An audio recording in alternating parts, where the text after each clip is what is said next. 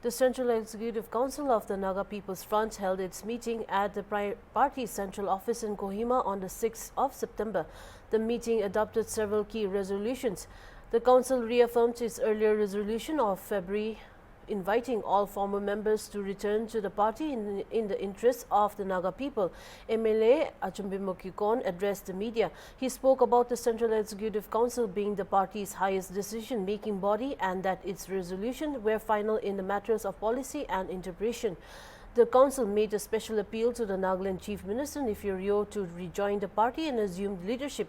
The NPF said Rio began his political career in the party in the 1970s and continues to be regarded as integral part of it. His return, the council stated, would strengthen the party and the Naga people. A further resolution appeals to the regional-minded legislators, parliamentarians, and members of like-minded political groups to join the NPF to form a united front for advancing the regional agenda. The council also appreciated the stand of the incumbent president Apong Pongoner, who expressed willingness to step down to make a way for the new arrangement in the event of Rio's return. The council authorized him to constitute a central election board or if required. Finally, the council reiterated its long-standing call for an honorable, acceptable and inclusive solution to the Naga political issue. Shall we start? Yes, today we had a Central Executive Council meeting. Central Executive comprises of the Central Office Bearers, one member each from all the divisions, the state unit presidents, and some members nominated by the president. So, and also the some of the elderly members of the party. So this Central Executive Council is a very important body of the party. Whatever it decides is absolutely the final decision. Even if there is conflict of interpretation in the NPF Constitution, the CEC decision is final. So that is in a nutshell, the importance of this body. So today's decision is a very important decision because a decision taken by the, let us say, the highest body of the party, decision-making body, in terms of party policies and programs. So we would say today is a party policy decision.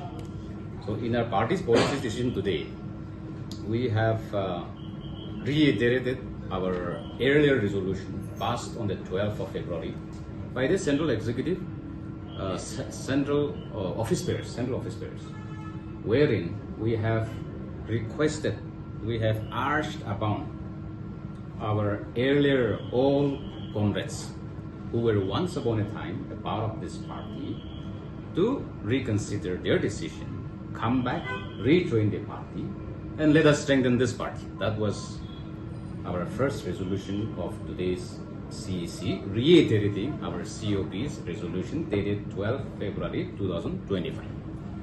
Now, in the second resolution, we have made a very formal and a very special appeal to our Honorable Chief Minister of Nagaland, Dr. Npf Cec, to consider rejoining the party once again and assume leadership of the party, strengthen the party, take the NPF forward and also the Naga people forward. This is the intention of this resolution, and it has been already reduced into black and white. We have also mentioned a little bit of the history, his history of where he was a part of this party from 1974 onwards. When I asked one of the senior members today, it may not be 1974, it must be 1973 where he has joined. But since we have to go by official report, in 1974 he was elected as the president of the Kohima Youth Wing, Kohima Division of the at that point of time it was called United Democratic Front. Okay, for your information, the Koch party was known as UDF at that point of time. Then later on, some of the leaders who were elected in the central body, one of them was led Zabut Sakru. He was former NSF president also, and at that point of time he was the president of the Nagaland Youth Wing. of this Kok party. And you know, he and some of his friends decided to join the Naga national movement. So, you know, they went far away for training.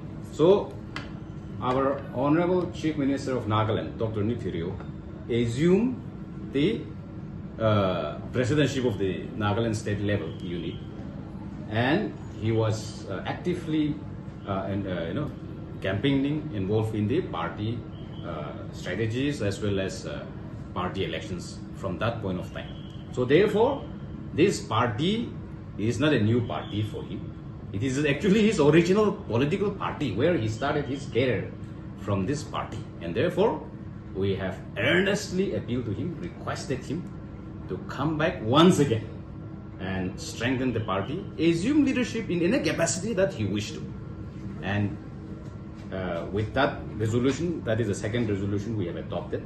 In the third resolution, we have also appealed to the regional-minded both sitting and former legislators, both members of the Legislative Assembly as well as members of Parliament, to consider their decision and join NPF to form a united, strong regional front as far as Nagas are concerned. And we have, in the meantime, also appealed to the like-minded political functionaries of the regional, those are like-minded regional political, those who are now working in the regional political party, to consider their decision and strengthen NPF by becoming a member of the Naga People's Front. This is where we have already passed on to the, in the form of resolution, to take the regional agenda more effectively for the good of our people. In the fourth resolution, the House, the Central Executive Council, collectively appreciated the decision of the incumbent president, Mr. Apong Panguner, wherein in his presidential address, he has unequivocally stated that in the event Dr. Npf, Honorable Chief Minister of Nagaland, joining the party back again, he is willing to pave way, step down from the post of president, pave way for the new dispensation, new arrangement in the party organizational setup. So this is a huge, giant step forward to bring our friends together once again, because unless one has a sacrificial mind, no good things will come. So somewhere somebody has to sacrifice, and for that we have been on numerous occasions, our party has been saying that we will not stand on the way. We are ever ready to pave way for any new arrangement within the party to effect any new dispensation within the party organizational setup.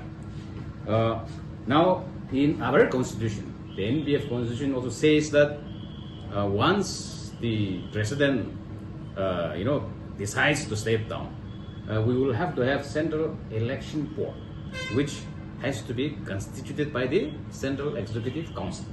But the Central Executive Council have decided to authorize the incumbent president, Mr. Apong Panguner, our most respected president, to constitute a Central Election Board, if so required, because that eventuality we are anticipating any moment. So that is also being already taken care by this resolution. This is the stand of the NPF. You all are aware, NPF basically stands for an honorable, inclusive, and acceptable solution to this protracted Naga political issue.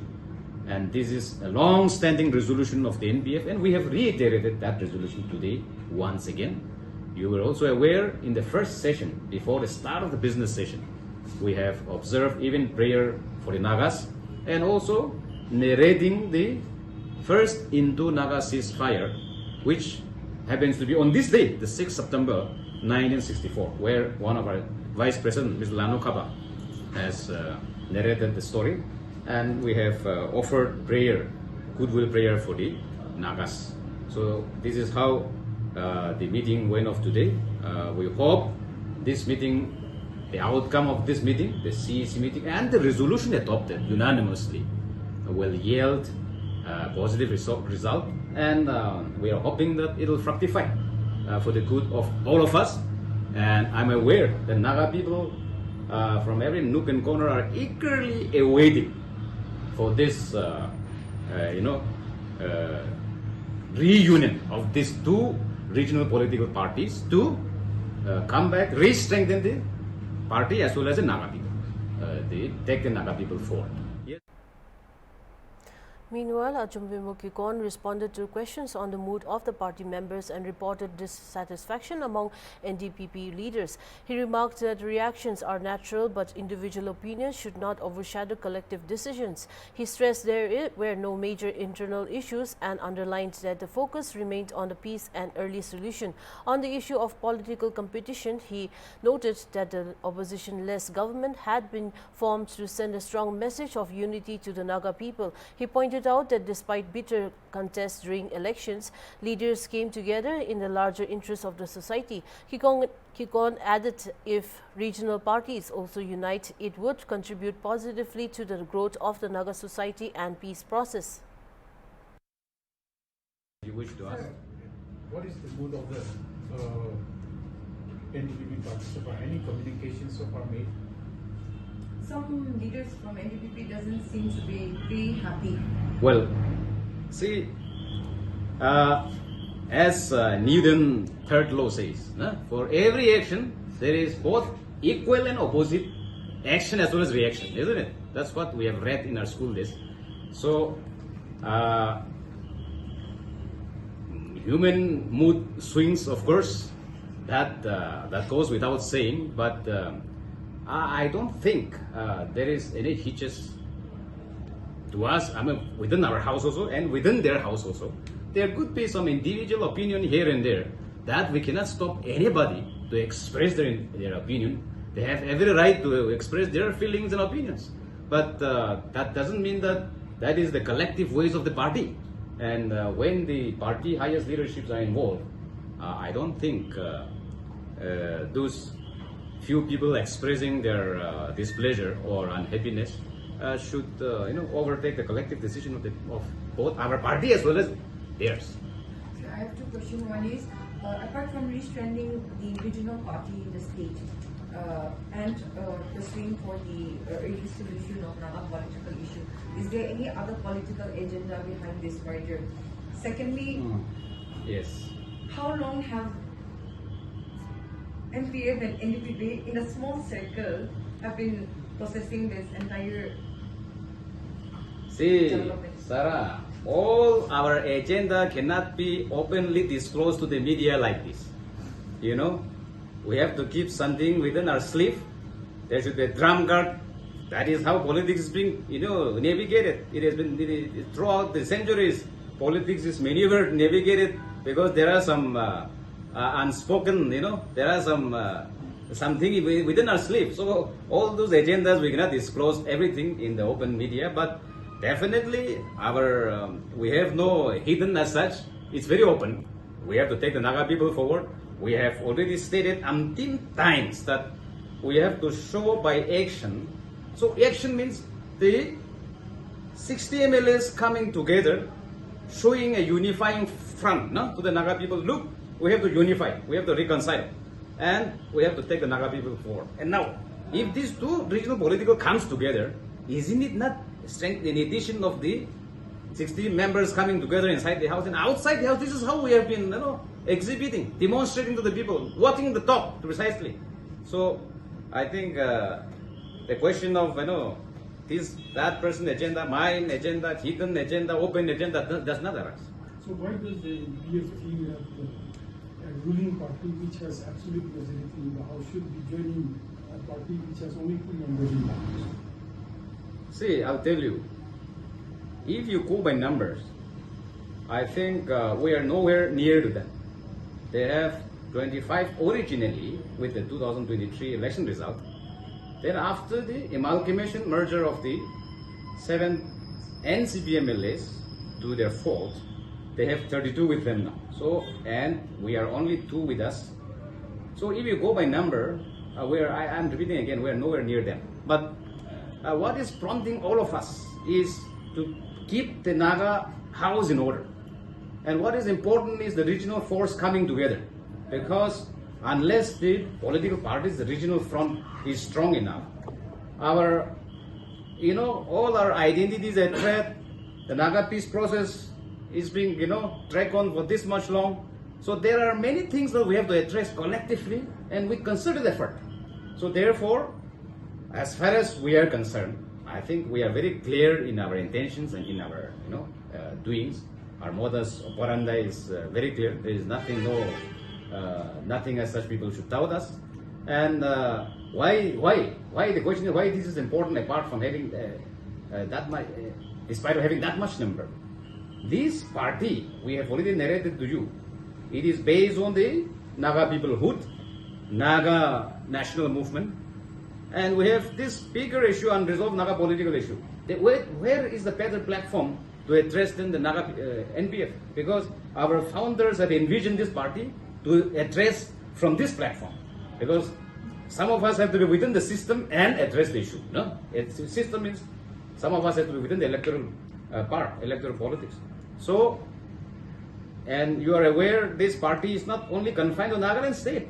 We have our wings already spread across the length and breadth of Naga areas in Arunachal Pradesh. We have the presence of even in the house in Manipur. We have 5 MLAs at the moment. So, from that point of view, in fact, this party has survived onslaught of so many threats from the central, national parties. For the past 60 plus years, we have survived. And it is because of our ideology, strong ideology, deeply rooted on the people's interest, on the Naga interest. So, when you count from that, when you think from that perspective, this party, although having less in number, at the moment we have only 7. 2 in Nagaland, 5 in Manipur. So, in terms of number, we may be lesser than them, but I think in terms of deeply rooted ideology part, I think this belongs to not only to us, but to them also. So we will collectively own it and take the Naga people forward. Sir, having opposition-less government for the 2 terms has not, because the whole idea was to push for peace, for an early solution. Secondly, are you all seeing BJP and Congress as a threat? See, how can you say that having an opposition-less government has not yielded much result in Naga political issue? We have shown the way that, look, our Naga society today is, we have to very painfully admit, that divided on various opinions. No? If you see the civil society structure, all divided opinion. You see the Naga national workers, lots of opinion being differed, lots of affiliations here and there. So, how do we do as elected members? The one and only thing that we can do is, at the moment, let us come together in the form of opposition-less government. So we have already formed an opposition-less government, and that is actually sending a strong message to the Naga people, irrespective of their affiliation here and there. That, look, we fought very bitterly during election, but for the sake of Naga people, we could come together. Why not you? You also should come together. Now, if these 2 political parties, regional parties coming together happens, and it will happen, then aren't we sending a stronger message? And aren't we contributing positively to the growth and strengthening Naga society? And also to the Naga peace process? We are. The answer is affirmative, positive. How affirmative are you that you and the NPF accept this proposal of the NPF? Well, I'll come back to the earlier first question, synchronized with your question. Correct. We had, I must admit today, because we already passed a resolution, NPF is a very well recollected, disciplined party. We have not uttered even a word before we come to this resolution, because the party decorum discipline has to be maintained. Everyone has to be asked. Everyone were instructed to keep their lips tight, and therefore, from our side, we have been very carefully navigating, prayerfully rather, navigating and engaged in the talk with them, in a dialogue with them.